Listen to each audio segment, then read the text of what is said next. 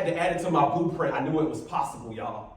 I knew it was possible. We got to start adding stuff to our blueprint because we know it's possible. And in college, I was watching T.I. and Tiny Family Hustle. They got this thing, it's called a white room. In their white room, it's all white couches, white carpet. It's like white fake plants and like white pictures, big old giant picture of a white tiger. And I'm like, oh my gosh, I know it's possible now. I want a white room. I added it to my blueprint.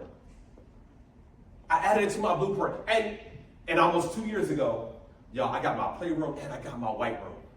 But the only reason I was able to get it was because I had saw it and I had to add it to my blueprint. But it added it to my blueprint because my mentor, he told me and he taught me how to add these things to my blueprint. If you have a major, you know what it is that you want to do. Obviously, you're learning what to do from people who have already successfully done or learned what it is that you're trying to do.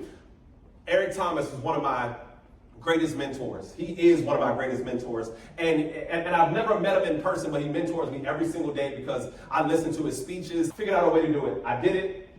And then someone came to me and offered me my first $50 for about 20 minutes for Martin Luther King Day, 7 years ago now. 7 years ago, I was offered my first $50, all from the blueprint that he had laid out for me.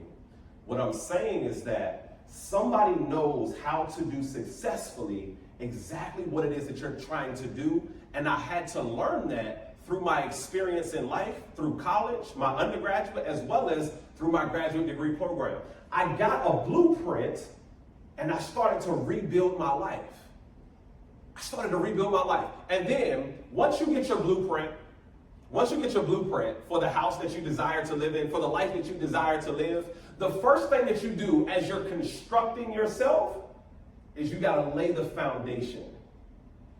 And I had to lay the foundation that I wanted to be built on. Because the more stable the foundation, the bigger the house can be. The more stable the individual, the more success they can achieve. The more stable the person, the more things they can accomplish. So I had to say to myself, okay, I gotta work on my character. I gotta work on my humility. I gotta work on my integrity. I gotta work on my leadership skills. I gotta work on my conflict resolution skills. I gotta work on my problem solving skills. I gotta work on my communication. I gotta work on my emotional awareness. I gotta work on self-management. I gotta work on self-awareness. I gotta work on social skills. I gotta work on decision making. I started to say, and I started to put together this person that I wanted to be, and I said, this is the foundation of what this person is. One thing that I've learned is that we all know what it is that we want to do, and we even know how to do it. When I go and I work at juvenile detention centers and I work with troubled youth, I ask them, I say, what are the things that you want in your life? And what they tell me is, they say, I want to be a husband, I want to be a father, I want to have a nice house, I want to be an entrepreneur, I want to get into real estate. They're giving me all of these different things, right? They're laying out the blueprint of what they want to do. Now I say, okay, what's your foundation? We got to figure out what are the characteristics of a good father, of a good husband, of a great entrepreneur, of a great leader, of a person with integrity.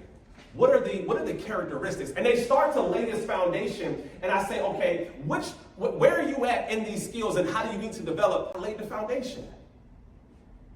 We got to lay a foundation for what it is that we desire to achieve. In college, I never laid that foundation. I'm going to tell you my story now about my 2.2 grade point average.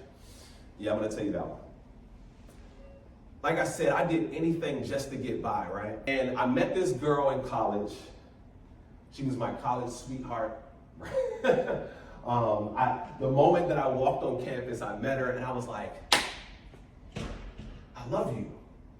I'm 17 and I've never seen you before, but I love you. I do. I said, do you believe in love at first sight? Watch this.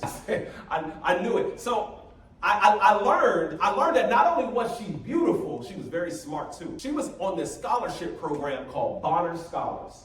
And in Bonner Scholars, you have to keep your grades up extremely high or you would lose your scholarship.